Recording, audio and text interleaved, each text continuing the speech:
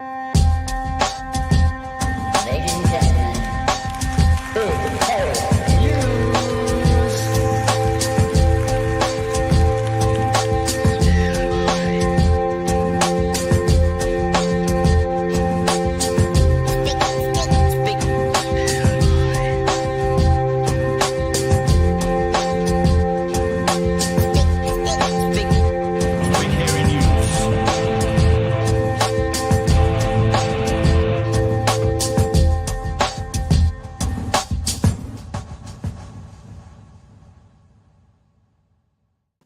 Hey, kia ora koutou whānau. Welcome to another episode of Big Hairy News. Kia ora, sir. How are you? I am eager to greet the end of the week. It has been a lot. I've got a message from you 4 minutes ago that says, Pat. Matt! Just me and the guest here. Oh, it's like you wanted the adult to come into the room, did you? Yeah, wanted show daddy. I know. I will never call you that again. No, I apologize. Please don't. I think it must be because I put that. I spent last night. I spent 30 minutes on an actual thumbnail, and I think that's the first time I've done one like this. And you said what I was thinking. I'll show the people what it is if they haven't seen it. It is this one here, with 5 faces in it over to the far right. And I didn't have a template for that, so I made a template last night. I want to do it for our big conversation last night. And you said something like, oh, you're supposed to have all the faces yelling out loud like what they do with Piers Morgan. And I said, yep, I agree with that. I was thinking that as well. We're just all a bit too calm. And then I went, well, except for you. So you're not the calmy Camelot from the Castle Camelot. Yeah, so lots of stuff going on tonight, whānau. This ACC levy is increasing. It's interesting. It might sound bland and boring, but especially because we are like pro zero carbon cars, zero impact cars when it comes to climate change, EVs and stuff. This seems to be a real slap in the face for that. Almost like the government is actively making changes to drive people towards petrol cars, combustion engine vehicles.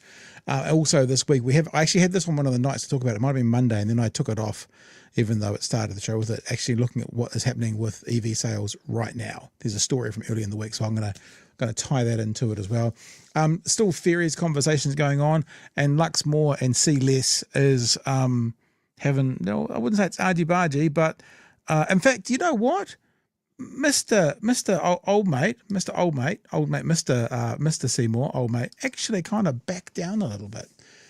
He was almost like a little bit apologetic.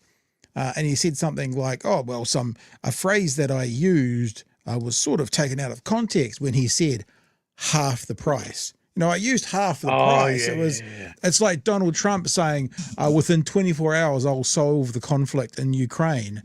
And we know it's not literally 24 hours. And it just means at some stage in the not too distant future. So, Mr. Seymour had a few thoughts about it. And there's this really awful story, True, that I want to highlight because I haven't heard much talking about it. This government promised bowel cancer screenings, the age for that to be lowered. Now, obviously, you can get it at any age, but what they're talking about is the funded age to be lowered. And what's happening now, all the pilots that are out there doing this, not pilots like flying planes, the pilot programs are all either stopping because they've run out of funding, or they're about to stop. And it's a particularly bad issue for the Māori and Pacifica community. And this government is running away from that pre-election promise. And it's a really gross one, a really, really gross one, actually. And Sherry, there was something that you wanted to make sure we talked about tonight as well. Do you want to tell the whānau about that? Yeah, the other week we were celebrating when Immigration New Zealand denied Candace Owens' visa to come and speak in New Zealand following Australia's lead. The reasons that Australia gave was that it would be a negative to Australian society. So as we quite often follow Australia's lead when they deny these visas. National MP Chris Pink has personally intervened and reversed that decision. and is allowing Candace Owen to come to New Zealand. The only people that are happy about it seem to be the Free Speech Union, because of fucking course they are. So yeah, we need her discourse in our society, apparently. I just think the opposite, right? If like some, I'm just going to use terms which may not mean too much, but some like far left Antifa, sowing discord was banned from New Zealand, and then someone from the Greens overturned that, what would National be saying today? You know what I mean? It's like, what, like around the how is this not going around the democratic process? It's just bizarre. And just in case people don't know, Chris Pink, incredibly conservative Christian. He voted against the ban on conversion therapy. Yep.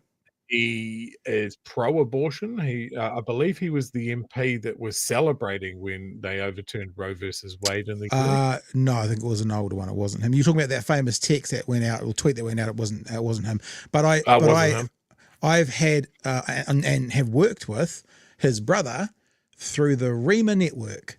So that's the deepness of the kind of Christian beliefs within the family. He is the part of that fundamentalist Christian wing of National, which is interesting, because they are also the Zionists, and they are also, Candace Owen has been said by many to be anti-Semitic, but I guess what she does is she pushes forward her Christian views, and it's I always get confused by that, because the whole thing within Christendom is they actually want Israel to be pushed into the sea at some stage, because that will be the end of the world, and that will be when their Lord and Savior comes back. This is all kind of written. And so actually Christians who are pro-Israel ultimately want to see Israel destroyed, because that's part of the teachings of the church, and that shows when Jesus will come back is when that will happen. So they are Zionists who are pro-Israel, who, if they got to wave their magic wand, would like to see Israel destroyed in the Armageddon. It's bizarre. It's pretty fucking weird. Yeah, it's bizarre. Hey, look, before we keep going, let's just we got Melanie waiting for us in the green room. We'll call it that. I don't know why, the waiting room. Huge thanks to all of our patrons. Now, just so you're clear, and I'm going to show you the shop in a minute, I have not had the chance to upload new merch yet onto the shop. It has all been ordered and is all coming, but to be honest, I've been running around posting previous orders. Basically, if you ordered a 3XL blue Nikki Noboats top, they are arriving tomorrow, so you should get them by next week. There's going to be a handful of orders that don't make it by the 14th. All the other ones are out. In fact, there were some that were ordered last night that were sent out today on courier. Well, no, in the post, but with track and trace on them. That's more accurate than on courier. But a huge thanks to our patrons who are involved with us every day. What you guys do and enable us to, kind of go through and pay the day-to-day bills. With Christmas coming up, and with kind of some 12 shows, I think we're taking off 12 shows, which is a time that we would normally get, views on the internet, and we'd normally get some super chats. That will help. With them all being zeroed out for that time period, that half month to month, you guys are the ones who actually enable us to take a bit of a break, because it's the patrons who do the kind of entry level costings of the whole show. We were just talking about the shop, so just very quickly, bhnshop.nz. The shop is still open with Nikki Noboats, as seen on TV1 News. Merch in there, t-shirts and hoodies, they will continue on.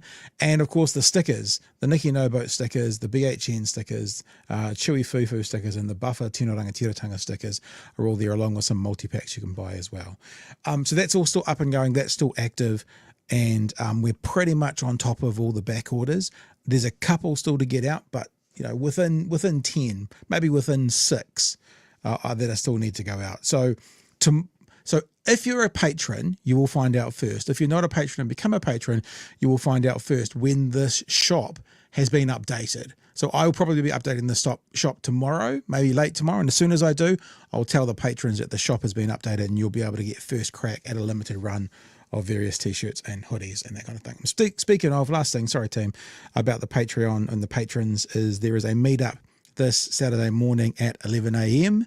Everyone who is an active and paid patron paying patron, will get an invite to come to that. Most have already got them. If you join up between now and say midnight on Friday, you will get the invite sent to you, and we can all hang out for an hour or so. It's more like 45 minutes thanks to Zoom on Saturday morning at 11 a.m.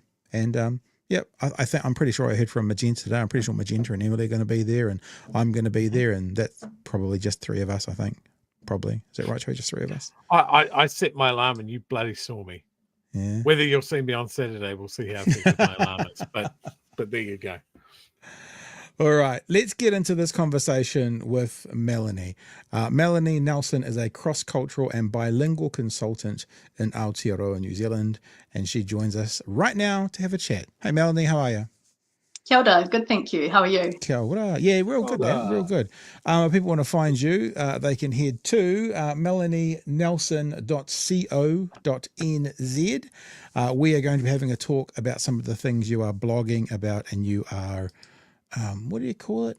What's it not called a blog? It's called a substacking about. Yeah. Now, thank you for joining us. We've had you with us before, and because you are an interpreter, like an officially qualified interpreter, you're great to speak to around the Treaty Principles Bill, because David Seymour was saying, this is what these words mean. And anyone else goes, no, it's not. And we've had that kind of conversation before, but you've written an interesting piece on your Substack, and I'll just bring it up. The heading of the piece is "The Overshadowed Bill, Poised to Rewrite the New Zealand Legal System." You are talking about the Treaty Principles Bill, but also its long-standing companion, the Regulatory Standards Bill. And you've written that the Regulatory Standards Bill, the RSB, is the TPB's dull but dangerous cousin. So we would like to talk to you a bit about what the Regulatory Standards Bill is and why it's potentially so dangerous. Kapai, sounds good.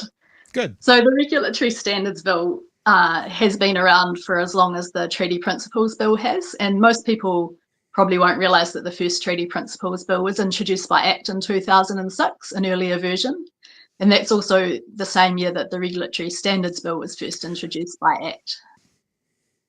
Roger Douglas, yeah?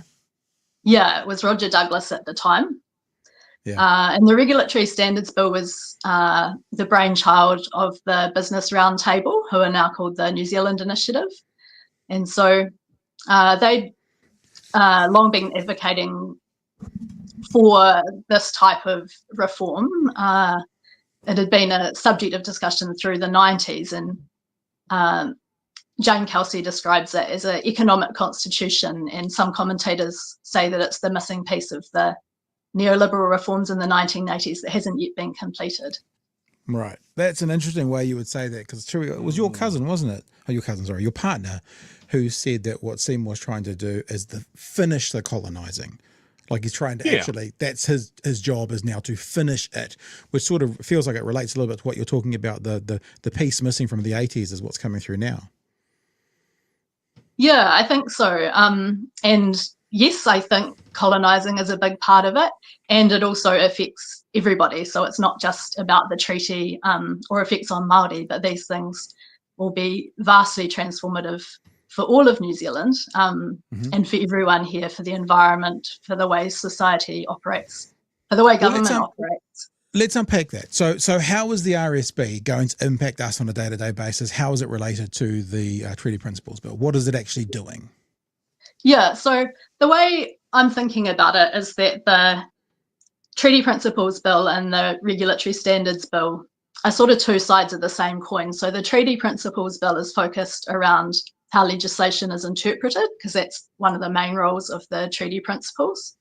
And the Regulatory Standards Bill is about how legislation is created, what it's based on, the values that are included in it, the processes, how people but it's also much more than just legislation.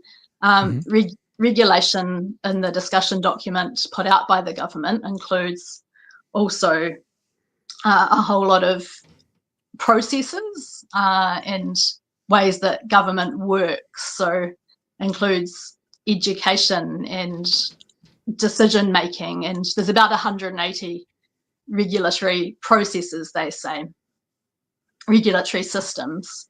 So the Regulatory Standards Bill is about instating a set of principles Right. which all legislation and all regulatory systems should adhere to. And most importantly here, I think the set of principles is described and looks very much like a libertarian set of principles, which revolves primarily around very specific aspects of the rule of law, property rights, individual liberties and freedoms, and limitations on government. So it's a very selective set of principles compared to ones that you could include, for example, environmental protections or social safeguards or the New Zealand Bill of Rights or Te Tiriti, for example. Those are all excluded. Yeah. It sounds like what you're almost saying, correct me if I'm wrong, is that the Treaty Principles Bill is about the principles and how one would read or bring the treaty into legislation, whereas the Regulatory Standard Bill is an interpretation of how you bring almost anything into legislation. It's the way that you read and bring it in. Is that, have I got it right at all? It's slightly different. So Yep. the treaty principles are used for interpreting legislation primarily, although they are also used currently in the way we create legislation through the LDAC manual. And the courts apply the treaty principles to interpreting legislation in general, as well as where it's included specifically. They generally would apply them unless it's excluded now. So the treaty principles are very broadly used for interpreting legislation and bringing the treaty in, but with redefining the principles as the Treaty Principles Bill does to not actually be derived from the treaty. That's obviously adding a layer of interpretation, which is very different to what we know. It does sound like a bit of a sleeping giant as well. You've written in your article, the RSB, Regulatory Bill, would require that new legislation and regulation and all existing legislation within 10 years should adhere to a specific set of libertarian principles. These include select elements of the rule of law, equality before the law, individual freedoms, property rights, restrictions on government, and constraints on taxes and charges. It sounds like that's the ACT Party manifesto to me. Chewy, do you want to add in here, jump in or ask questions? I just love how this is just circling Atlas, the New Zealand Initiative, libertarian ideals and that sort of thing. And it's exactly what people were talking about right from the get-go with the Treaty Principles Bill, is that it was more about property rights than Māori rights. And it was a way of loosening those protections around the exploitation of property and resources. So I think this is just yet another nail in the coffin for keeping this secret. Yeah, I think the Treaty Principles Bill is not just about loosening and obstructing the treaty's consideration. It's actually using the treaty as a vehicle for ACT's ideals into interpreting legislation. So not very broadly discussed are the libertarian interpretations of the terms contained in the Treaty Principles Bill. We all understand them: equality before the law, fundamental human rights, the rule of law, without discrimination. These are all terms which are in common usage, and we sort of generally understand, and they sound quite liberal and, you know, sort of on the face value quite acceptable. But in the way that libertarians interpret their meanings, they're actually very, very different and quite specific meanings that all revolve around property rights and individual freedoms and restrictions on government. So, for example, equality before the law in libertarian interpretation is about everyone having the equal protection of the law for their property rights and individual freedoms. So no limitations on those. And that, for example, would include the taking of income through taxes for redistribution. That's precluded by a libertarian interpretation of equality before the law. Discrimination is seen as, you can't discriminate against people by, for example, categorizing them into groups for affirmative action or giving particular rights or interests to a certain group, and you also can't discriminate against a certain group of people, say high income earners, by charging them more tax than low income earners. So these meanings are really flying below the radar in terms of how the Treaty Principles Bill might be interpreted.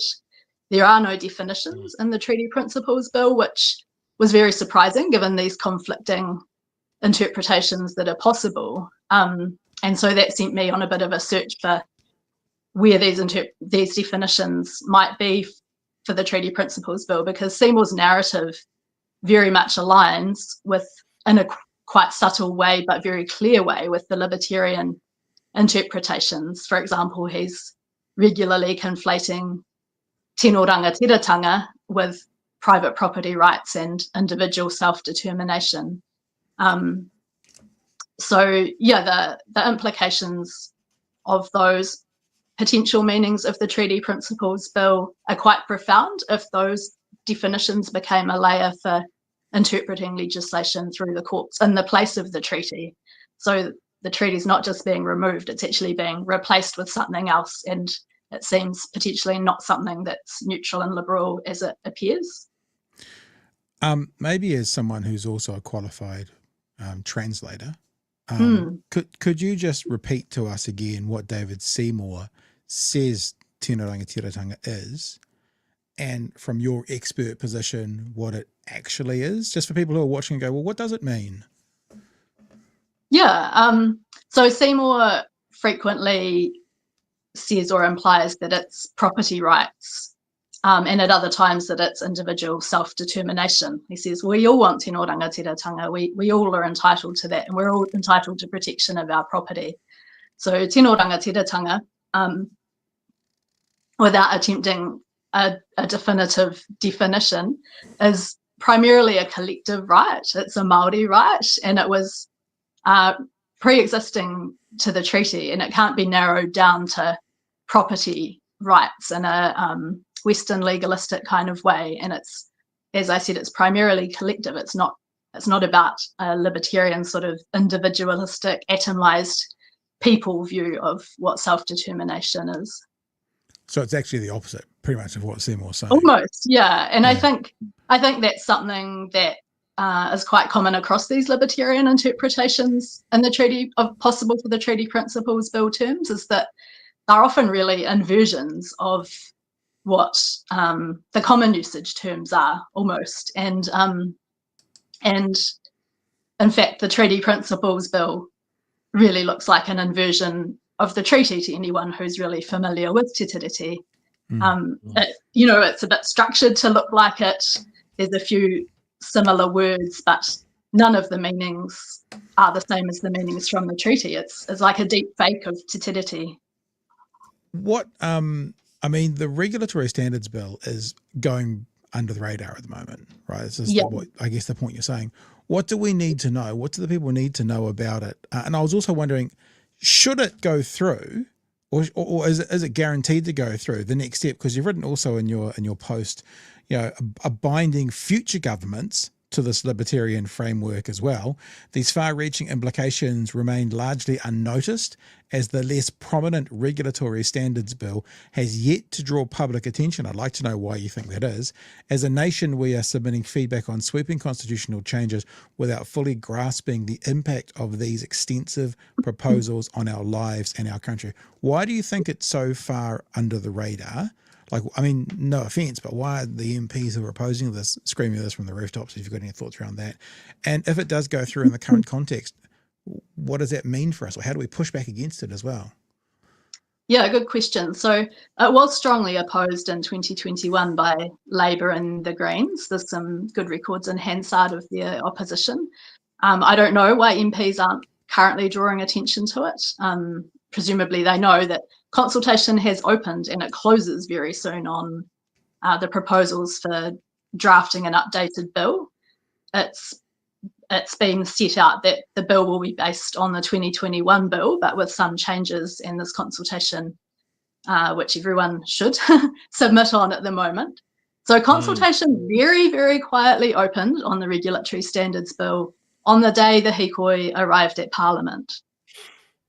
and it closes 1 week after submissions on the Treaty Principles Bill. So it happens to have been overshadowed by the huge media attention, and rightly so, on the Treaty Principles Bill. And we're heading into Christmas, so we've got a very, very, very short time for everyone to become aware of this incredibly significant bill, perhaps one of the most significant we've ever seen in my lifetime, which would fundamentally reshape how all of our legislation,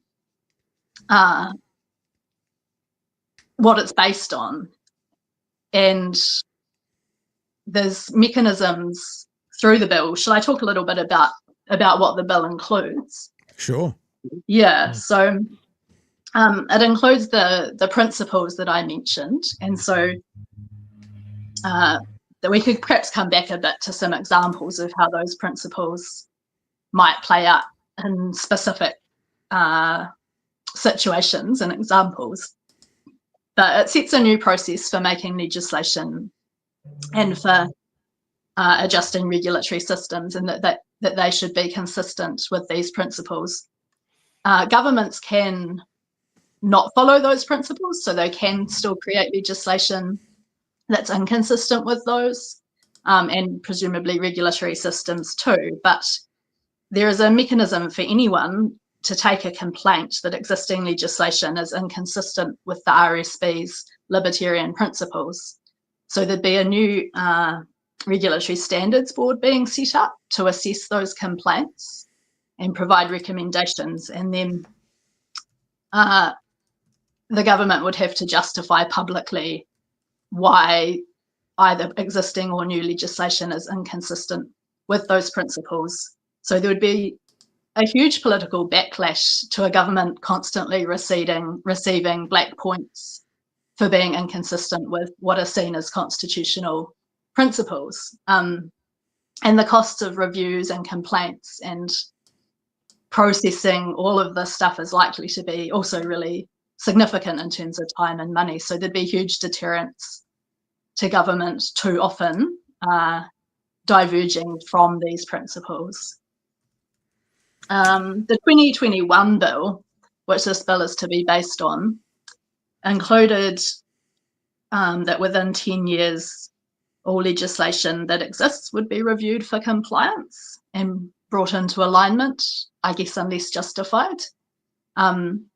Not too clear if that time frame is still there for the proposed bill. The discussion document doesn't actually show the detail of the bill currently being drafted. The 2021 bill also required that courts should prefer interpretation of laws compatible with those principles wherever possible. And the previous bill actually gave that complaints role to the courts, but that's been shifted to this board. And the 2021 bill also allowed for appeal on merits of administrative decisions which affected liberties or freedoms or rights that it describes in the libertarian principles.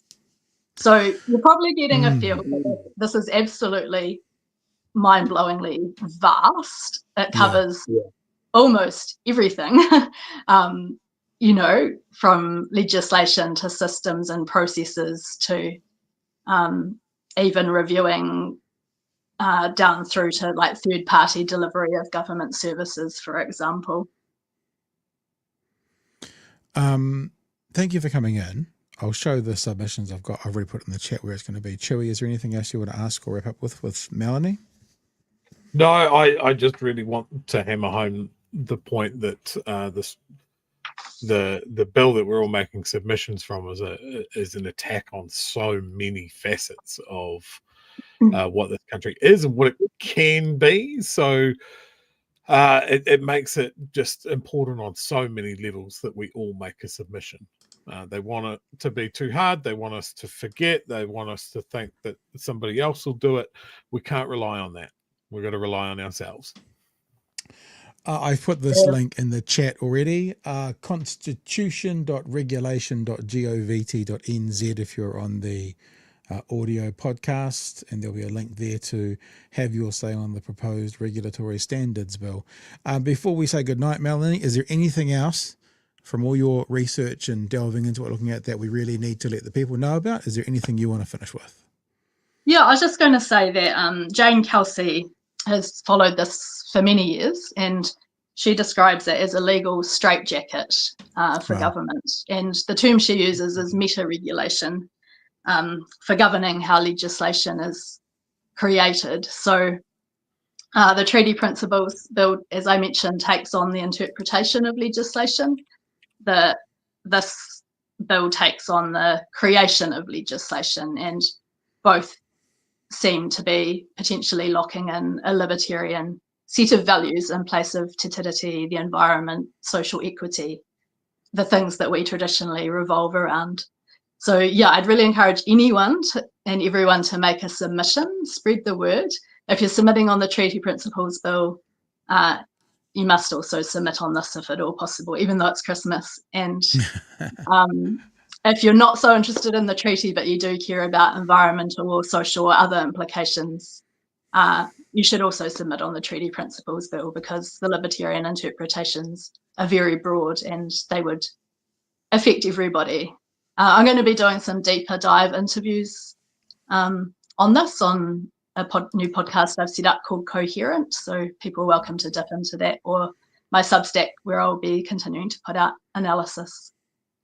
And if people want to find out about your podcast that's coming up, then you should just let us know about it, and we will let the whānau know about it. melanienelson.substack.com for some of those deeper dives. And be in touch with the podcast details, and we'll blast it out as well, Melanie. But look, thank you so much for coming and joining us this evening for a very important conversation.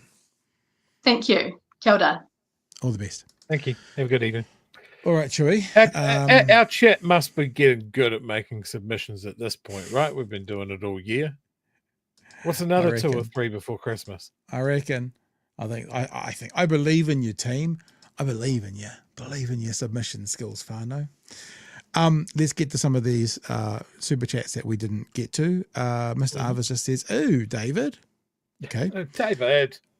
And also says, "Does that make you foo-foo daddy, Chewy? Are you foo-foo daddy?" Who knows? No? Maybe. Who knows?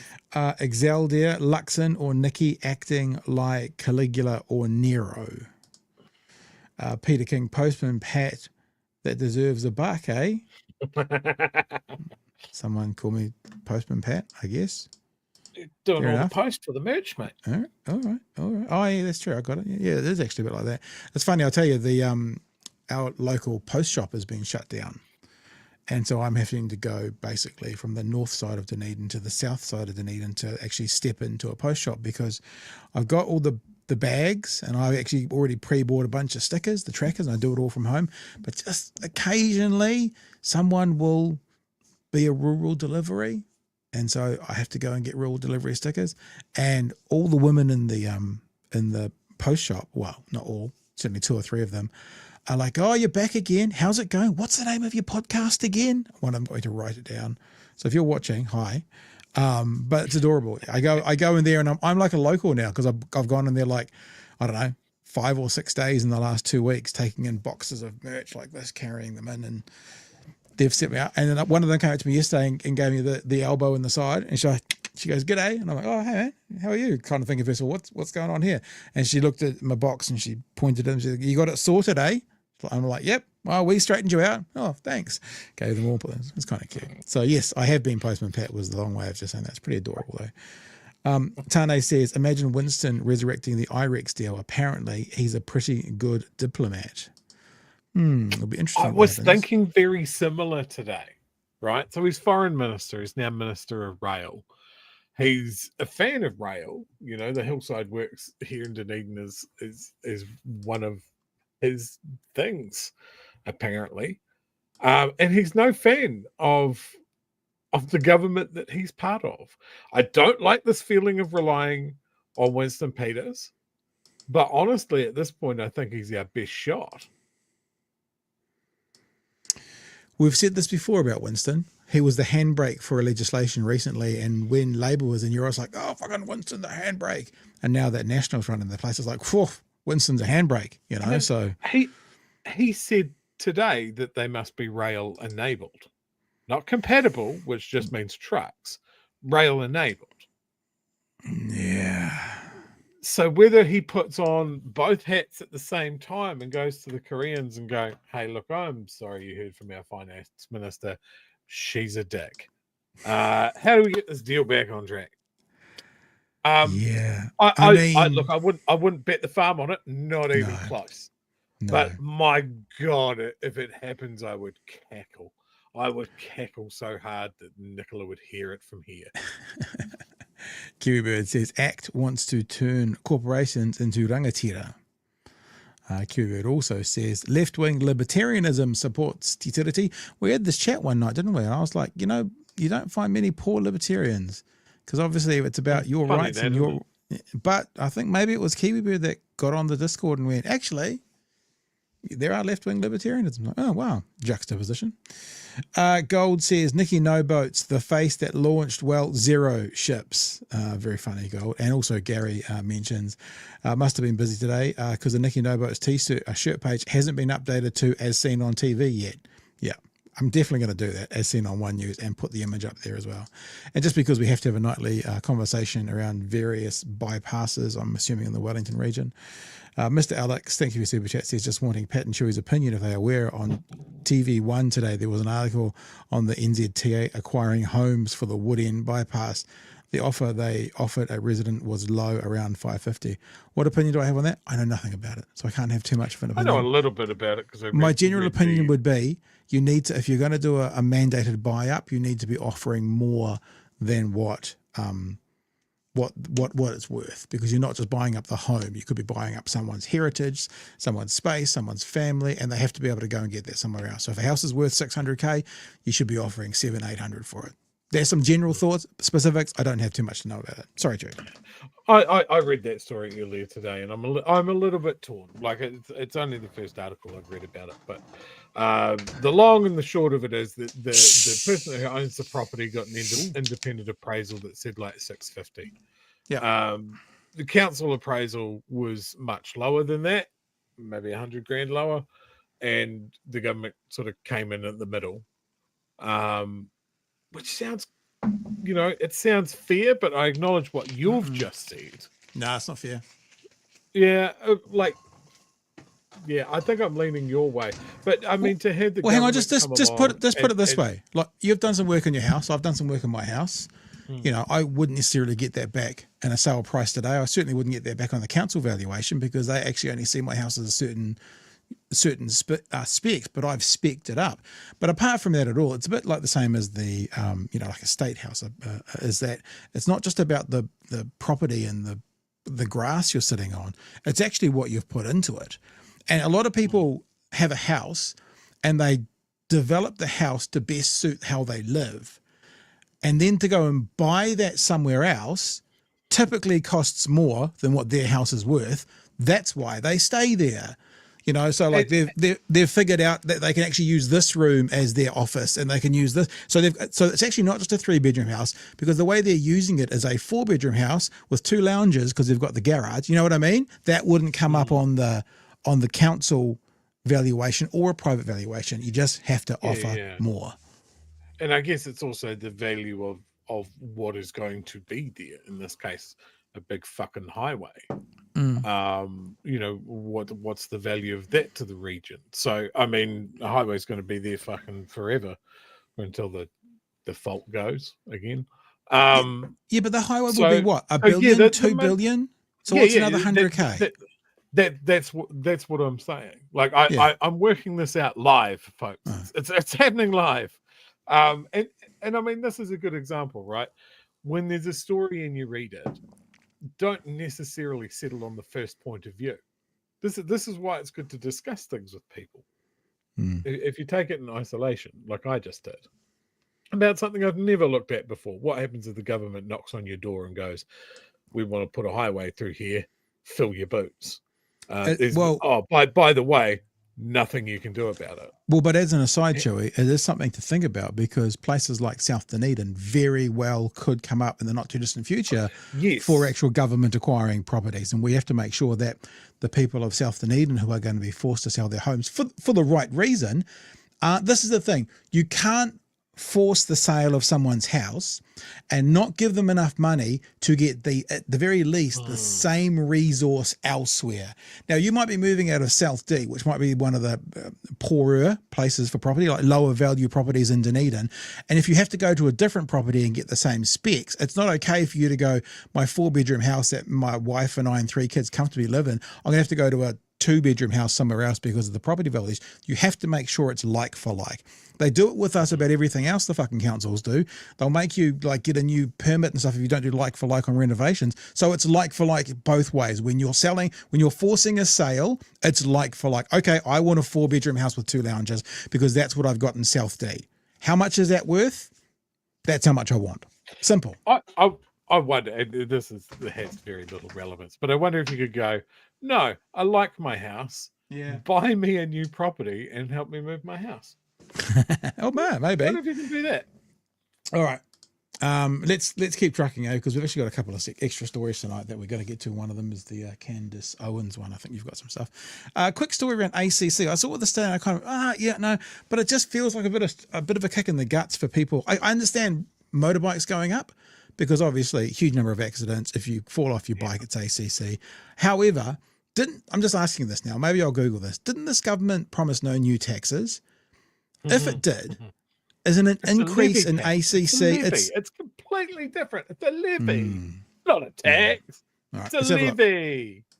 Pay in ACC levies is going up across the board. A person earning the median wage of $70,000 right now pays $973. By 2028, that rises to more than $1,100, up $140 over 3. Now look, it's $3 a week.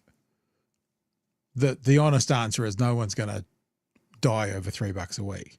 But remember, this government, cost of living, prices down, tax cuts. This is just something else that'll go into these tax cuts that they got elected on doing.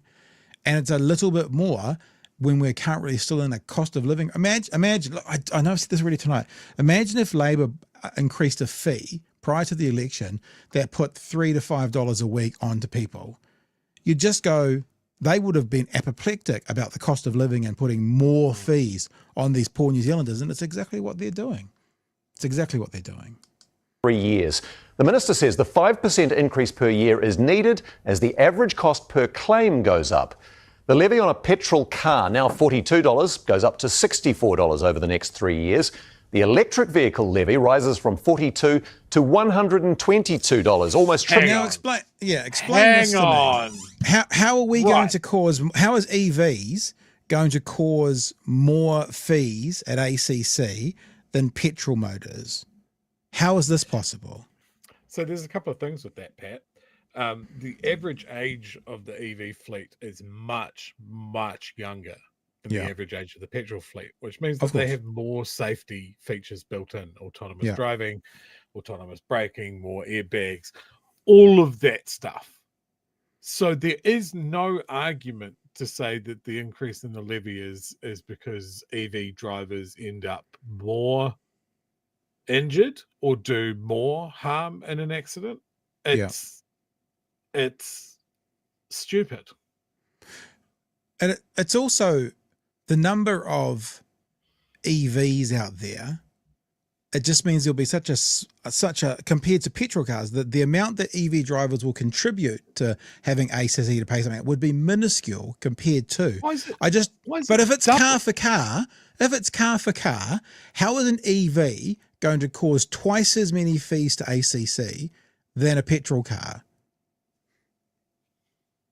But this government is just trying to get people out of EVs. We'll tell you more about this through the story. In cost. Motorbike owners now paying around $300 will be paying $532. That's a big jump. So that's basically doubling. That's a big jump. Now, there could be an argument because obviously, as we said before, a motorbike rider comes off, there's ACC all day long. But that's a big jump. Also announced an independent review of ACC focusing on claims management. With more on the changes, here's senior political reporter Benedict Collins. Hi, Benedict. An accident in an ice hockey match earlier in the year left this builder with a broken leg and ankle. Learning to walk again has been an interesting one post-surgery, but I'm definitely a significant amount better than I was. You know what these fuckers are going to do, this government, eh? They're going to start taking away ACC for recreational stuff. Did you hear how this started? This guy did his thing ice skating. Nothing to do with work. These guys will be chomping at the bits to say, what? You're out jogging? Sorry. It's only work-related injuries from now on. I don't guarantee it. I wouldn't be surprised. It's about as close as I can get.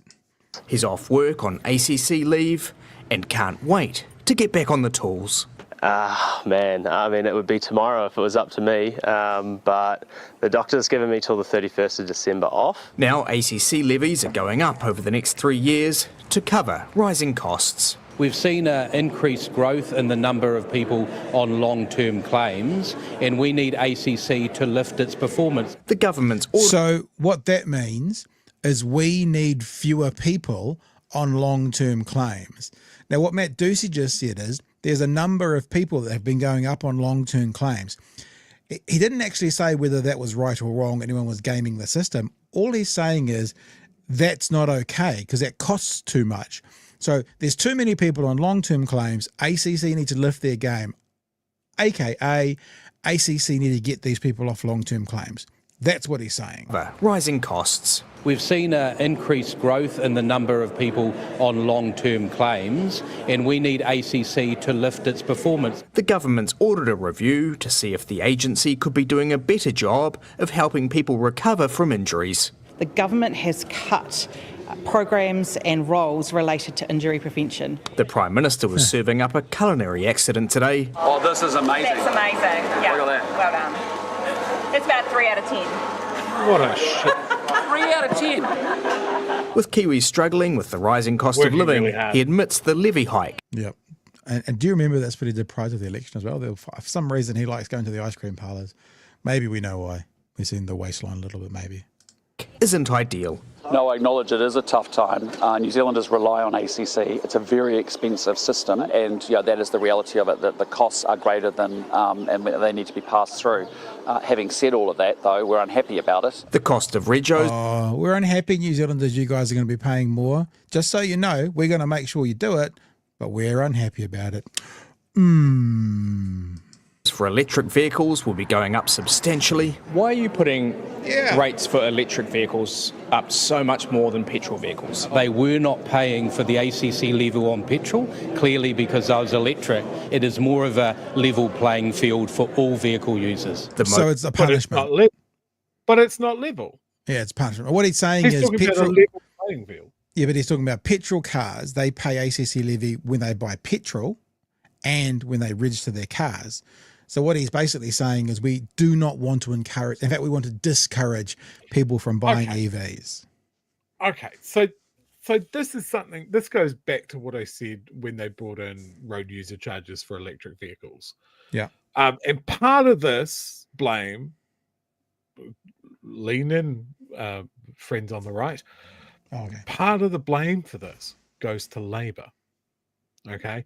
There should have been, both sides of the aisle, talk about bringing in a fair playing field for all passenger vehicles. Okay, road user charges for all, take the tax and the levies off petrol, and that's even at that point, and then you can condense all of this stuff of like you're in a passenger vehicle, broadly similar, they pay the same ACC levies, they pay the same amount of tax towards maintaining the roads, it's built into the rego, it's built into the road user charges. Cool. And we wouldn't be talking about this because it's stupid and it's very obviously not even. I just also understand the solidarity with my dyslexic brothers and sisters, because as you can see very clearly on this overbridge, it's free Gaza. Because they've got their Z the wrong way around instead of free Gaza. So standing in solidarity with my dyslexic brother and sisters. Oh, no. Free Gaza. Buddy. So, it's okay. It's good. They're giving it a crack. Motor Industry Association slammed the move, saying it will further undermine EV sales. All of the actions the government has taken are making it harder and more expensive to use a zero-emissions car at a time when we need more zero-emissions cars. And the government rejected a proposal to hike the ACC petrol levy of 6 cents per litre. Motorists also pay at the pump. Benedict Collins, One News. So there's the first part of the story, Chewy. I also want to go to a story from earlier in the week that talks about EV prices have dropped this year about 40% in some cases because no one's buying them. We'll get to that one shortly and tie it into the story. But first of all, your response. So again, this is part of the problem, that we're in this ugly in-between period that the government could have spent some extra time, left things how they were, and just work out for a whole passenger fleet solution, is that we have some of the fleet measuring their ACC levels per litre consumed, and some of them paying their levy and their registration or their road user charges or whatever, which is like the road user charges are per kilometre travelled. So there's no way to make this fair when it's spread across two different units of measure. Mm-hmm. Are you saying that something that consumes a lot of petrol, let's say a Ford Ranger, okay, generates a higher level of ACC claims compared to a Suzuki Swift or a smart car or a Leaf? Like the constantly talking about a level playing field, I think, is more about drawing people's attention to EV users and going, look at these moochers, they've had a free ride for so long. Yeah. You know, and those free rides that they talk about, and we saw this from Simeon as well, of the same sort of talk. They were encouragement to lower our emissions. So there was a benefit and payoff to what that were doing, but they just made EV drivers look like moochers, and that's what National went after. Now, if we want to talk about moochers in the passenger vehicle fleet in this country, let's talk about every fucking double cab ute that has never been on asphalt in its life and has, I don't know, sign writing for a florist's or an architect's or that sort of thing. And you've got the fringe benefit tax, and you've got, we've got to take the ute tax off because the utes are the lifeblood. Like, it's not a level playing field. It just isn't. It's spread across two units of measure. There's too many ways that they're trying to gather this levy. They should simplify the whole fucking thing and just bite the bullet and do it. It's road user charges for all. Everybody's on the same rate. It's done by the weight of your vehicle, and there you go. That would hamper EVs as well, wouldn't it? Because they're heavier. Yeah, but not in the same way. Like they still come into that area of it's a light passenger vehicle. Yeah, right. Like there isn't an EV out there that busts into the higher category as far as road user charges go, unless it's a fucking semi truck or something. Well, so it's still to be there.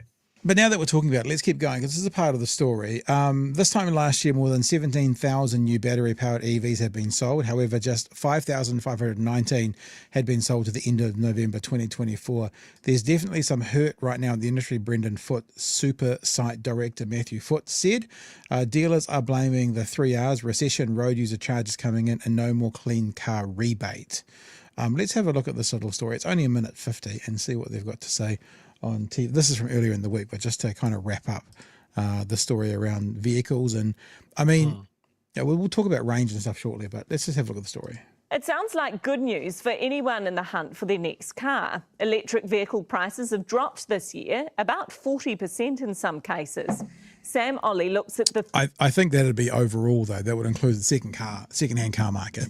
I don't think new cars, many of them brand new, would have dropped 40%. I did see a nice little Fiat 500e that was like 30 something as opposed to 50 something. But in general, I don't think the new ones are dropping that much. But we'll see. Let's have a look. 3 reasons why and how long the cost cutting will last. These new wheels, an early Christmas present. It feels like a giant go-kart. Like it's just, you put your foot down and it moves immediately. Prices earlier this year beyond his budget. But once the price dipped down, it actually started to make a lot of financial sense for me. That's because dealers have had an oversupply of EVs this year as sales slowed. This time last year, more than 17,000 new battery-powered EVs had been sold in Aotearoa. Sales have since plummeted, just 5,500 in 2024. There's definitely some hurt right through the industry. EV dealers are blaming 3 Rs, the recession, road user charges or RUCs coming in, and no more rebate. Falling demand pushing down prices so much, many EVs are now cheaper than with the rebate. Distributors have been forced to discount. Remember we did talk about that, you and I? I asked that question. I wonder if there'll be a drop away and that'll cause it, and it's what's happened. Them to clear out their stocks. The price drops up to probably 40% difference. It's a global trend. Just quietly though, that didn't seem like a very scientific answer, did it? No, I'll probably give it a whack, maybe around 40%. We've seen certain manufacturers come to the market this year and cut their tails, cut their losses, and put out cars at thousands and thousands below their cost, simply because their cost of holding those cars was so significant. Chinese technology is driving rapid changes. Within 2 years, I think you'll be seeing anything between 800 and 1,000 k's of range. But will the prices increase too? Some of those manufacturers are sold out or selling out of that reduced stock, so you see prices return to sort of business as normal next year. I think I bought it the right time. Time now to hit the road in the new Christmas present. Sam Ollie, One News. So the idea of range is a really important question. I mean, I know with mine, I've got a little photo here, I'm around town, Chewy, clicking over 600 k's range, which is what I'm getting out of mine. It's supposed to be 520, but I've taken a photo of it again. So there's 50% gone in my one, 308 k's, that's 616. And that was as I was driving through town. Not, you know how sometimes you start it up the first time, it gives you a false reading sort of thing. So I'm getting over 600 k's range in mine around town fairly regularly. Obviously, I'm going on a big road trip in January, February. We'll see what it does then. But yeah, it feels like, I don't know, it just feels like now's the time to get into it if you can. If you're buying, why would you not buy an EV? Like if you're choosing to buy a new car or go down that path, what would stop you buying an EV? Because range and stuff now is it's a done deal. It's not a problem. Yeah. Look, I saw that story and I was like, oh, be careful, because you are really seeing the end of range clear-outs more than anything. And you are seeing that, I didn't believe it at first, but there was the criticism that because of that rebate, there was both a compression at the top end and an inflation in the middle of prices, because they were bringing them up because people would essentially claim the rebate. So you might as well just increase your price by 10 grand. Yeah. And now that that's gone, you are seeing true competition in the market. I have seen some, like there are cars that were 20, 30, even 40 grand more expensive a year ago. So if you were thinking of doing it, now is definitely a good time. And for all of our talk here in New Zealand of what the government wants to do with EVs, just a reminder, the rest of the world doesn't give a shit what National thinks. Yeah. The Chinese are making EVs like it's a mission from God. And some of the stuff that's coming out is unreal what's coming out of China. Yeah. Like I saw the last episode of whatever the new Top Gear was called. I watched the final episode, and Jeremy Clarkson basically said one of the reasons he doesn't want to do car stuff anymore because all cars are boring now. They're all boring. Dude, I watched this car out of China the other day doing a U-turn, and then its back wheels spun the opposite way so it could move, it could crawl its back across to do a tighter U-turn. I'm like, Jeremy Clarkson, if you think this is boring, you are just showing your boomer nature, you POS. Sorry, Joe. There's a New Zealand reviewer that many in the chat will probably know called Gavin Shoebridge, or Kiwi EV, or EV Kiwi, one or the other. He did a review the other day of a new Chinese brand that's just released here in New Zealand called Leap Motor. Yeah. And they've released a big SUV. It's about the size of, say, a Subaru Forester or something like that. Brand spanking new, under 50 grand, fully spec'd. Cheaper than a Tesla Model Y and with many of the same or better features. It's the Chinese just don't care. They can just make so many, and they know that they have so many traditional manufacturers on the fucking ropes. Yeah. Like, this is a reason why Elon has been fighting so hard to get Trump in, because Trump will just put a huge tariff on anything Chinese made, and then nothing. Like, he knows he's got the US manufacturers on the ropes. Yeah. But the Chinese, he's buying batteries from the Chinese. They know everything that Elon's doing because they're reading his fucking homework, and they're going to go, cool, we'll miss all of that. We'll just make so many more. Yeah. And this will be the thing. Europe is phasing out petrol. Like, they're phasing it out. You're not allowed to sell a petrol car in Europe in the next, I think it's within 5 years. I think it's 2030. Yeah. Yeah, 2030. So the rest of the world does not care what National thinks about EV. You know, I have an older EV than what Pat's does. Mine is a much shorter range. It's 200 kilometers. It is so much fun to drive. Yeah.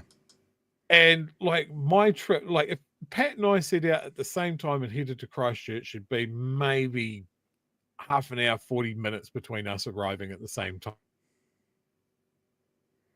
Oh, and there goes Shuey. I was going to say the other thing about the Chinese EV market, which is good, is they mimic other cars quite well. Like that Leap there looks like the front end of the Volvo. I think it's called the C30, C40. All right, listen, we'll keep trucking though as well, because we don't want to get like this is not the EV show, and we've just lost Chewy, so we'll keep going as well. But yeah, interesting that this government seems to be pushing for and towards more combustion engines, petrol engines, and away from EVs altogether. Right, there's a little bit of handbags at 30 yards when it comes to that's Chewy on the text, that Mr. Seymour and Mr. Luxon are a little bit grumpy with one another, although it seems that Luxon is backing down by saying, well, I know I said that, but it's not what I meant. The Prime Minister insists a good solution's been found for the Cook Strait ferries. A good solution, which is at some stage we'll give you the solution. That's their solution. Even while other options are being investigated. Meanwhile, ACT's leader has been forced to explain comments about the costs. And as Sam Ollie reports, it's the bill for new port infrastructure that's concerning Wellington ratepayers. A smooth sailing ahead for passengers in Wellington today, but the Prime Minister's concerned about leaks in the coalition. David Seymour's not the Minister for Rail or the Minister of Finance. A response to this post, the ACT leader saying the new ferry project is approximately half the cost of the $3 billion for the cancelled IREX scheme. Now, remember that. So he said it's approximately half, right? Because now he's walking about going, what? I didn't mean half. It's not half. We'll see what he's got to say. I've put out a figure of speech that some people have read. Figure of speech, family. It's just a figure of speech, half. See, I thought half was a mathematical equation, but he says it's a figure. It's just a figure of speech. Don't take me so literally, people, please. People have read into literally, and perhaps I should have said something less specific than half, but the point of half is that it's a tiny fraction of what it is. We keep our costs confidential, and they need to be because it's commercial. My concern is what we're seeing in New Zealand in real time is Donald Trump and his taxes. I will release my taxes. I'm under audit. As soon as I'm not under audit, I will release my taxes. That was 2016, that conversation. We still haven't seen his taxes. I'm concerned that this government is going to continually say all the way up till the next election, we do not release our numbers when we're negotiating. You heard it here first. What's the date today? 12/12/24. Oh, 12 plus 12 is 24. We can remember that. We'll see. We'll see if the numbers come out before the next election. My gut tells me they'll keep them as hidden as possible, and they'll cite commercial sensitivities as to why they will keep them hidden. The plan is for 2 new ferries. Advisors recommended they be rail compatible and 200 metres long. But that's unless a better plan comes along in the next few months, with the government open to private sector pitches. We've got a good solution, and if we can improve on it, great. And if not, we move forward with that solution. Is it just me? I'm okay for it to be just me. I'm okay for you telling me it's just me. We've got a good solution. We've got a good solution. What is the solution, Mr. Luxon? The solution is we'll have an answer to you in March of next year. we've got a good solution, which is we're going to get an answer to you unless another answer shows itself more easily. Is it just me? I see Chewy in the chat. Chewy, get on your phone. Come back and say The g'day. Prime Minister says the whole project will cost less than $3.2 billion, with upgrades to the ports needed before any new ferries arrive. Look, I'm concerned that the government might be looking to pass the costs of the infrastructure build on to ratepayers. Another concern, responding. I saw someone the other day saying, no matter what they do, it's the ratepayer or it's the public that will end up paying. We either pay for it as part of our taxes, or the ratepayers will pick it up and pay for it as part of that. And then what will happen is we'll get charged more when we use the ferry. Like, this feels like one of those things, you're only as strong as your weakest link. Like, if the whole country through our taxes contributed to this, then we're all paying for a piece of infrastructure that's essential to all of us. Remember, things going from the north to the South Island and vice versa, food, products, goods, services. You know, we all benefit from this. So we should all pay for it. But what's going to happen is the ratepayers primarily in Picton or in Marlborough, Picton, that surrounding area, and in Wellington will pick up a big chunk of it, and then they'll want their money back. So when people use the ferries, it will cost more. I think I'm more about all of us picking it up, because even if we personally don't go on the ferries, it does benefit all of us. Emergencies and breakdowns from the current ageing ferries, which will have to keep going for another 5 years. Right at the minute, not confident at all. While funding for a feasibility assessment for Cook Strait rescue tugs has been approved, this expert says now could be the time to move away from reliance on the crossing. There is no particular requirement for us to emphasise Picton Wellington per se. They have a role to play for sure, but in terms of particularly the cargo side of this, there's no question about it that the coastal containerised traffic is by far and away a better proposition. Plenty to consider before the government gives its final decision in March. Sam Ollie, One News. Yes, final decision in March, people. So basically what Luxon is saying is we have a good outcome, which is we'll give you a decision in March. So the outcome that he's singing from the rooftops is our outcome is good, and our outcome is that we will give you an outcome in around about 4 months, because we don't have the answer yet. It's pretty ridiculous. Talking about a couple of conversations ago, talking about government or councils buying homes, Tina says, how do you put a dollar value on a home? Correct. A house, different. A home. Free Gaza and Gasser, says Kiwi Bird. Thank you for your super chats. Peter Simon says, the subtext is EVs are woke mobiles and it's culture war BS. Yeah, that's interesting, Peter. Maybe so. Maybe it is about, I mean, I've heard people talking about, woke people who drive EVs and stuff. It's they might have an aspect to it. The Pearson says for $5, price, full stop, sorry. Price is what is preventing all of us from buying electric, even if they are cheaper. Who had disposable income to afford electric cars? Yeah, I feel, I think that's why I say, if you are upgrading your car, if you are purchasing a car, why would you not go electric? That's sort of what it comes back to for me, as opposed to, Oprah Winfrey, you get a car, everybody gets a car. It's more that, when the time comes for people to purchase their car, either new or secondhand, I struggle to see the argument for not getting an EV, especially because now, like, there's EV utes, there's long distance EVs, there's people mover EVs. It's not like the old days, it's not like the old days 2 years ago, when it was a bit harder to get to some of those things. And Māori Film says, one term government for sure. Thank you for your $2. Hi, Chewy. Welcome back. Hello. So Big Petrol kicked my router out. So that's why I was gone. Look, just to, like, I saw a couple of the common things you hear about EVs, about fucked batteries and that sort of thing. You can get a battery replaced. Yeah. You can take the battery out and attach it to your house and harvest solar energy off it. Just on batteries that, could be replaced. On that, 98% efficient to recycle an EV battery. Like, there's solutions to all of these things.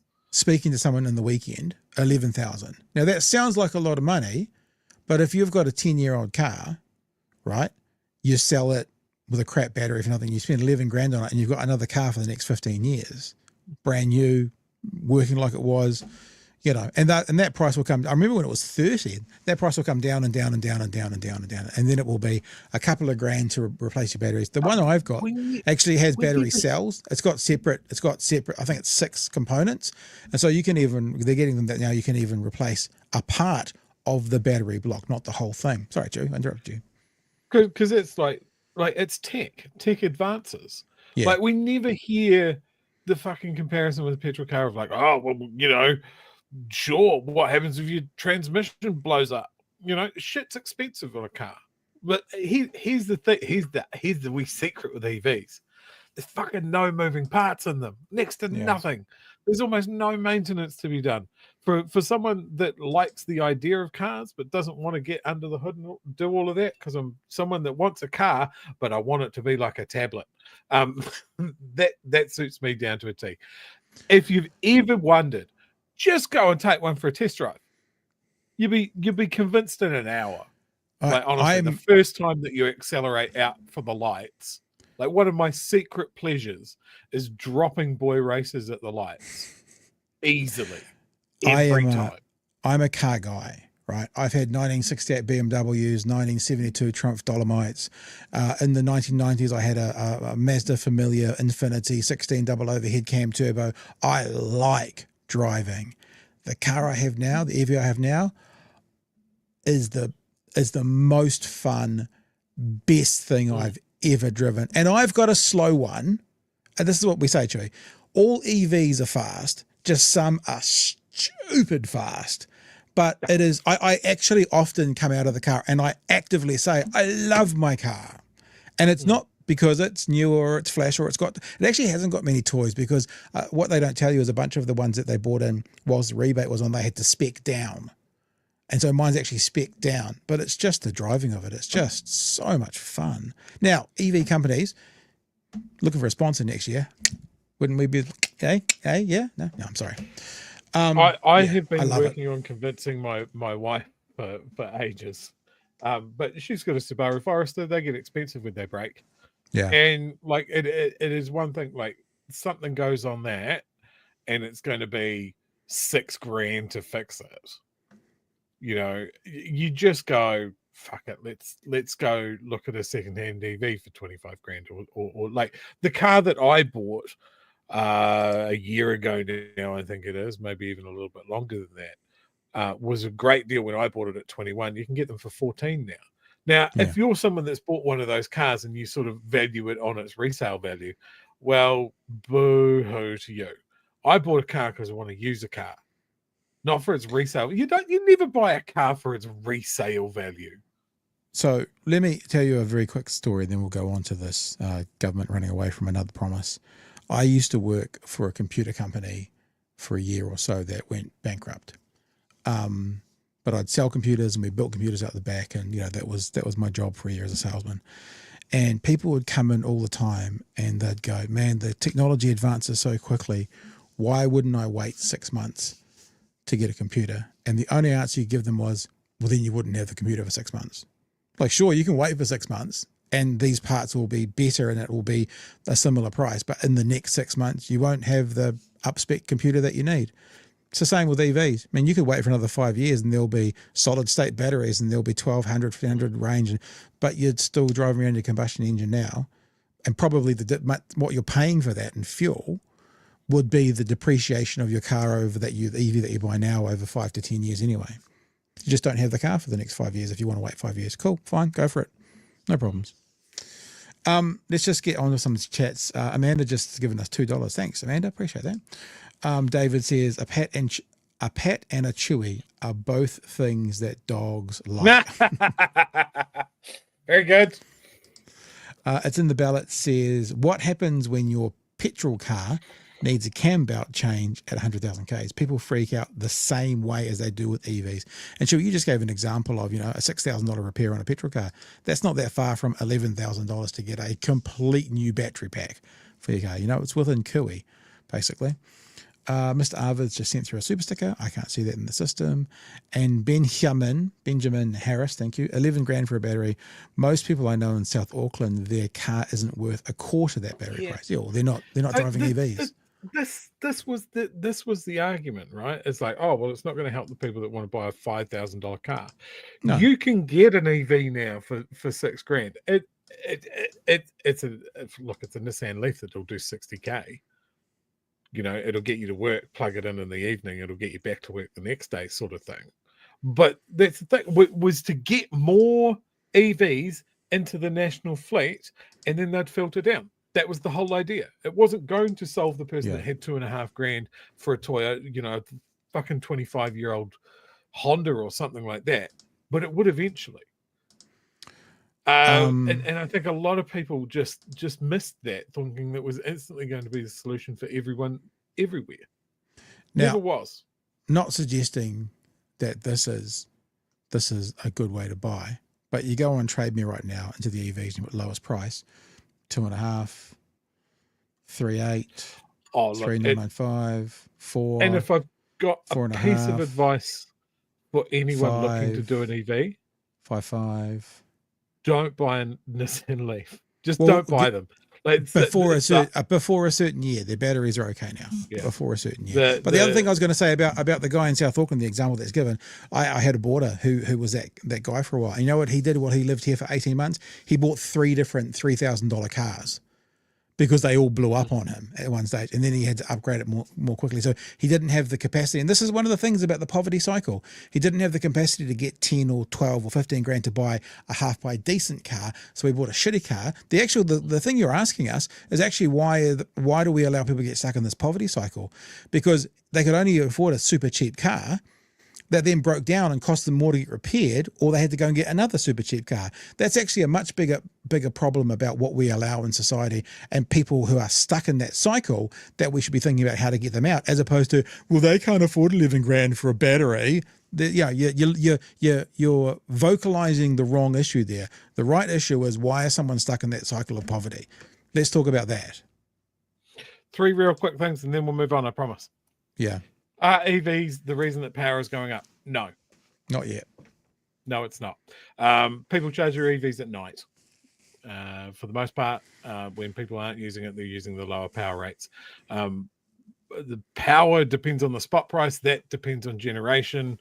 That depends, for most places in New Zealand, on the hydro lakes. I've mentioned it before. If the government was really, really concerned about this, they'd be trying to get solar on as many roofs as they could right now. Micro generator. No government's done it. Not even mandated for new builds. It's crazy. Hydrogen vehicles. Yes, not for passenger cars. Hydrogen needs to be kept cold and under pressure. Pressure vessels need to be tested every couple of years. You've still got to transport the fuel around. Hydrogen is something that the petrol companies want you to focus on, so they've still got a business. It'll be great for big vehicles, buses, trucks, trains, shipping, but never ever passenger vehicles. It's a pipe dream. And this is a classic one. I drove a Corolla 1350cc, going to use about half the CO2 over its whole lifetime than it will cost to make those polluting batteries that your car will use. That has been thoroughly debunked. Yeah, not anymore. Yeah, the production costs of CO2 are about the same. A petrol car keeps emitting CO2 for the rest of its life. An EV just doesn't. It just stops. You make it, that's its CO2. You recycle the battery, you reset the clock. It's just wrong. Let's just check some other super chats. Yeah. Anywhere on Craig Rennie attending Haifu for BHN. I heard back from Treasury today. We're not a part of the official press gallery, and I could apply for being a part of New Zealand Press Council, but I don't really want to. So that's a no-go. I might think about it. I mean, if we could have got Craig into there, I might have, but yeah, I don't really want to be involved with anything official. Why would you want to do that? We're on the internet, for God's sake. Kahu Nunu, super chat, thank you. Worming is a late fee, $3.50, thank you. And Brian says Ford Mustang EV, just Ford Mustang. Is that like the wish list coming in? All right, let's get to this story. We're still on there. Where's my story? Is it there? Is it there? Is it there? There we go. because this is a disgusting one. And I'm sorry, I don't mean to be a downer, but we got to hold these guys accountable to how they wanted the last government held accountable, or to the promises they made, their promises. They promised to bring bowel cancer screening, the age for it, down, and all the pilots are running out, have run out or are running out shortly, and they haven't done it, and it impacts in particular Māori and Pacifica. Now, Chewy, you might want to be a little bit of a conspiracy theorist, but it is funny how often the brown members of society always end up at the bottom of the heap with this government. Well, here's another example. Reckless and endangering people's lives. That's one patient's response as the early bowel cancer screening pilot for Māori and Pacifica ends with no nationwide rollout in sight. This as the Prime Minister refused to say whether National's election promise to lower the screening age across the board would happen this parliamentary term. Political editor Mikey Sherman reports. Lisa Maxwell lost her father to bowel cancer. Then at 50, she too was diagnosed with the disease. I mean, no one can ever prepare you for that. I wasn't prepared for it. Currently, screening is free for all New Zealanders from age 60. But in 2022, Labour announced $36 million to lower the screening age for Māori and Pacific peoples to 50. And of course, National has to come out and beat Labour and make a better promise than Labour, and now they won't stick by it. For Māori and Pacific, they develop the polyps that then turn into bowel cancer about 10 years earlier. So if we want to give everybody equal protection, then we have to screen Māori and Pacific that 10 years earlier. With 3 pilot programs in place, a nationwide rollout was supposed to start last year, but that hasn't occurred. One pilot has now finished, with the other 2 ending next year. It doesn't make sense to me. And I feel like it's reckless because we're endangering people's lives. The Minister says the government wants to see the evidence first. That's why we did the pilots first of all, to see how we can do better, and I think we should wait to take that evidence on board so we can do better. But while you wait, some people's lives will be put at risk. Look, that's an argument we could have for any of the screening protocols. What we're seeing under this government is nothing. And you know how I think He's a doctor. He had an operation once and they removed his empathy. I think that was official. Jesus Christ, they took it that out. was cold. He had an empathy addictomy, and it's gone. This government is nothing is permanent. They'll cut anything. It leaves us just wondering, where is the Prime Minister on his commitment to roll out and widen access to screening? During the election campaign, Christopher Luxon went even further. Now, this is, the kid at school who is no one likes. So he always has to promise bigger and better than anybody else. That's Luxon. Dunedin Hospital. What? Labour's we're going to make it bigger and better. Not going to do it. Labour's made this promise. Oh, we're going to make it bigger and better. And now he's running away from it. He's the school kid that nobody likes, that tries to impress them all by doing things bigger and better. And then he has to run away from them, throwing the people who he made that promise to under the bus. Promising to lower the bowel screening age to 50 and, in some cases, 45. Had to beat it by another 5 years, Chewy, because Labour bad, and we will do it and we'll make it better. And now he runs away from it. For all Kiwis. That is still on our agenda, but right now we've got some bigger priorities we've got to focus on. Perhaps. Again, we said this to you about nurses, people who are having issues with bowel cancer. Prime Minister just said, you are not his priority. Other priorities. People who are at risk of developing bowel cancer, you are not the Prime Minister's priority. Right? He just said it. He just said there's other priorities through his stumbling, fumbling. When he's stumbling and fumbling, he's looking for the answer because it doesn't come naturally because he doesn't want to say it. So he either is lying or he is making very clear that he wants to distance himself from it. People who need these screenings, you are not, oh my God, that's a terrible screenshot. You are not the priority of the Prime Minister right now. That is still on our agenda, but right now we've got some bigger priorities we've got to focus on. Perhaps their minds are elsewhere, but this is people's lives at stake here. Can I just get a clear commitment? So before the election in 2026, will you lower the bowel cancer screening age to 45? I can't commit to the timing. I can say that we are working our way through a range of health issues. It's on our agenda at some point. This is a broken promise. So at some point, we promised at last election, and we'll get to it, as long as you guys re-elect us, maybe 2030, we have promised it. But, voters, you have to do your part. You have to keep us in so we can do it at some stage in the future when we choose to prioritise you. Point. This is a broken promise from Christopher Luxon. Yes, he has broken his promise. Look, it's under active consideration, and oh my God, how much is the CEO speak spreading? It's under active consideration. Oh, stop panicking, New Zealanders. Stop panicking. It's not just under consideration, Chewy. It's under active consideration. That means we are thinking about it actively. It's not under passive consideration. That would be wrong. That'd be something Labour would do. It's under active consideration. That's better than just consideration. It's active consideration. His promise. Look, it's under active consideration, and that would suggest that within the next year or so, we would expect to be able to make that decision. A decision lives depend on. Mikey Sherman, One News. Honestly, Chewy, I think you've got the tail end of my wrath from that. You can have a crack if you want. Fuckwits. Sorry, fuckwits. Sorry, Retty, you fuckwit. Sorry. Shithead. Fuckwit. I'm done. Fuckwit. This is, it's dangerous when I'm the calm, composed one in the room. It's an odd change. Look, it's fun to hear that the country's leader and the Minister of Health are pro bum cancer, because that's what it is. Oh God! Again, fuckwit. This is one thing that early intervention is better and cheaper than anything else. And they go, yeah, but that implies that we have any sort of long-term thinking at all.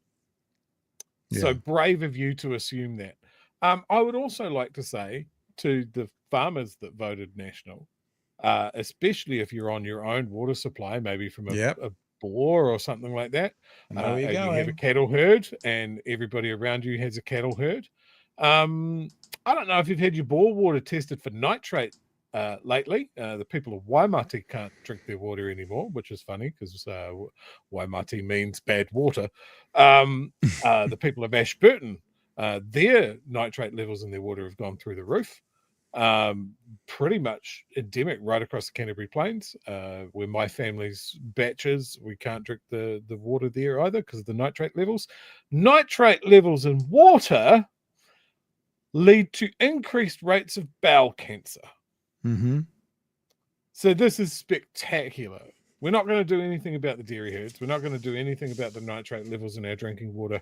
And we are going to make sure that we detect bowel cancer as late as physically possible. Thank you very much. I quite like that, though. Nitrate levels in our drinking water. National 2026. It's not bad. If we put that out there. National. Pro bum cancer. Put it on a billboard. We need to have some kind of geriatric billionaire who just throws money at us at the next election. We can do billboards and stuff all around the country with all of these ideas, and we just get it done. Hi, New Zealand. Are you sick of using your own anus like a primitive? Why not get 4 feet of bowel cut out and shit in a bag? It's the future that National promised. I think every Friday night, Emily and Magenta do like a clip out of the show. I think I get the sense that my little tick that just came then will be there. And probably what you just did then, I suspect they might make it in this week's episode. It's going to feature. I didn't know that they did that, and Magenta played one of them. And I was in tears. It is so fucking good. Yeah. Yeah, I can see already someone sending a little text between, Pat, time coding it, and I got it. Go for it. Chewy said bum cancer 7 times. Mr. Arvid says, apply for it, please. Send Craig. This is about the press council. I'm not going to do it this year. Thank you for the $10 just for asking. But I'm not going to do it this year. And also, if I did it, it might take days or if not weeks to get approval. And it would put this out of commission anyway. The POM, Pat Chew. Sorry, hay fever is killing me. Oh, it's like Achu. You and me both, buddy. But Pat Chew. Ken says the squabbling between coalition partners is the beginning of a fast track to an early election. Well, we've told you this before. Winston Peters has never survived a full term as a part of a coalition partner, And Peter says there's $2 for Pat's foo-foo valve replacement. I don't have foo-foo valves. My foo-foo has no working parts, just like an EV, and it's powered elsewhere. I don't know what that means. I was going somewhere and couldn't quite find the out there. And just to reiterate what you just said, how we were talking about that when you go to say something and your brain sort of goes, fuck it, you're on your own from here. But I'm out of here. It happen live. First cause is just reiterating what you're saying. I heard nitrate in farmland water increases the chance of bowel cancer. Maybe there's some insiders for National helping get rid of all the farmers to help Labor get in next time around with the Greens Think about where we have the big dairy herds. Waikato, Southland, Canterbury, all of these places with big I think of Canterbury especially since it's just one big river plain. It's very impermeable. You used to have great water in Canterbury because of how it filtered down from the mountains. That's fucked now. No, it's just gone. But thank Christ the milk solids commodity prices are high. Hey, Chewy. Yeah, sure, we fucked our groundwater, but we generated fantastic profits for our shareholders. That's me done. I know you lost your computer. Do you want to do something on Candace Owens still? Do we want to throw it out there? It's already it's 31 past, or do we leave that for the Friday night kids? I don't have a ton about it. It's just pretty much what I said at the top of the show. We had made the right decision. We had mirrored the decision of our closest neighbour for the same reasons and the same valid reasons. And Chris Pink has fucking lurched out of his chair and gone, I can fuck this right up. He's made that choice. It's on him. Whatever happens when Candace Owens comes here, whatever inflammatory nonsense she brings into the discourse into this country, it's on Chris Pink's head. Yeah. He owns that now. And Christopher Luxon is his boss. He owns it as well. If this is a Parker Posey 2.0 situation, because Candace Owens is a hateful idiot. There is no, it's one of those things where you go, there is no possible upside for New Zealand at all to let her in. Yeah. In fact, it sets a precedence that she's coming in on an entertainer's visa, apparently. We have bounced hip-hop artists for things that they've done overseas and not being a good enough character to come in for a music festival or something like that. We've done that multiple times. But this has set the precedence now that we just can't do that anymore. We can't bounce someone for being of really poor character because we're letting Candace Owens as a literal Holocaust denier. This, it's just so out the gate. Luigi Mangione, says Mr. Arvids. All right. Yeah, I guess it's something that we're not going to pick up on tonight, but I actually find the biggest angle to that story is that a minister has come out and overruled the department. I think that's a really potentially scary precedence. Yeah, I think that is. All right, team. Now, if you are a patron, you have a chance to catch up with us on Saturday morning. We're doing a meetup online at 11 a.m. Last time it was very full. There was lots of people there. We hang out for about 40 minutes and you guys get a chance to tell us your thoughts and we hear you. We want to get your feedback on what's going on. And then also, if you are not yet a patron, but you'd like to come along to that, then there is a way to get in there, and that is to become a patron. Patreon.com/Big Hairy News. Where's our last one? Well, I'll scroll down through some of the things we're doing. I think it was dinner party, Christmas dinner party. There we go.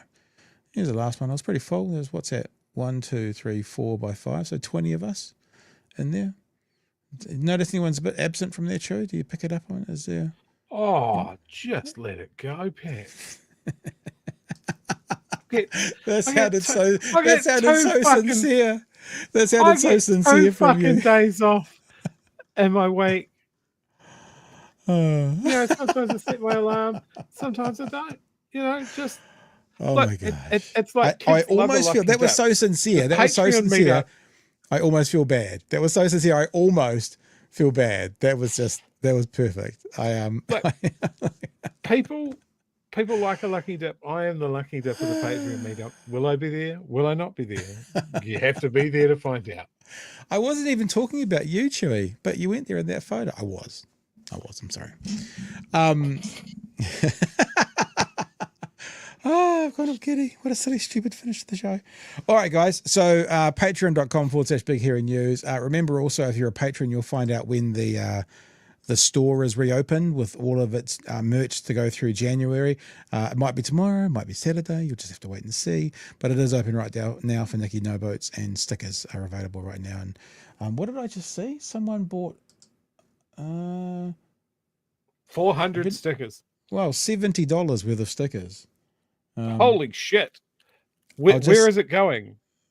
Because there's not going to be a lamppost in that city left. Well, I won't say who it is, because remember last night when I announced something and it might have been a present, so I'm not going to say who it is. But yeah. Purchased $70 worth of stickers. I see you. I'm just saying, in Wellington, there's a lot of crossing signals right near Parliament, and the Nikki No Boats would look lovely just sitting just above the button. You would be impressed at the number of ones we've sent out that have the address Lower Hutt. There's been quite a few. So that's probably the biggest region. So you might be right there. All right, team. Patreon.com/Big Hairy News, bhnshop.nz, and come in here tomorrow night, 9 p.m.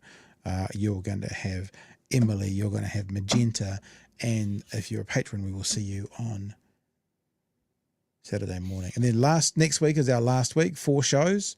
And we still want to hear from you, bighairynews@gmail.com, as to who you want to have 3 nights with guests. And on the 4th night, Thursday night, I think the 4 of us will just hang out and sign off. And then the end of next week, there might be something special and something new for you, which we're still working on, which I've already announced, but I'm just trying to make seem a bit cooler or something.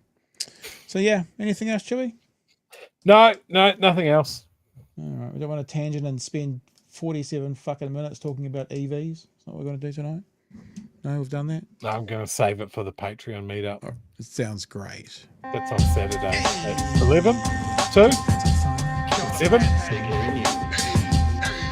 sometime. Help us settle a debate, whether it be thoughtful or funny, even if we're all creatures of hate. It's a fine line that we're walking together. For better, push aside the temptation to berate. Let's take a note of the corners we stand in. As many points as the hairs on my chinny chin chin. When the news that we're watching is hairy, knowing all the things that we need to be wary of. Like the rich have the hand out for rewards, while the many have to work out what they can't afford. And the rest of us ain't paying attention, or maybe have questions we're too worried to mention. Other media is still dwelling on trivial facts, vetting peas from the rice and the mice from the rats, and picking and choosing a warpath to run, linking ourselves with the hill to die on. It's gotta come down to a welcoming vibe, with an A and a self and a higher in mind. All have a lean either this way or that, and will be analyzed by what you and Pat. With the evil in the world trying to mess with your head, and you're sitting on the couch, you're thinking chivalry's dead. Each night, 2 nights, they're gonna sing you to bed. It's Big Hairy News. All right, team. Don't have too much more to say to you tonight. Sherry, you want to wrap up with anything? You got a word of the day? I am really glad that it's the end of the week.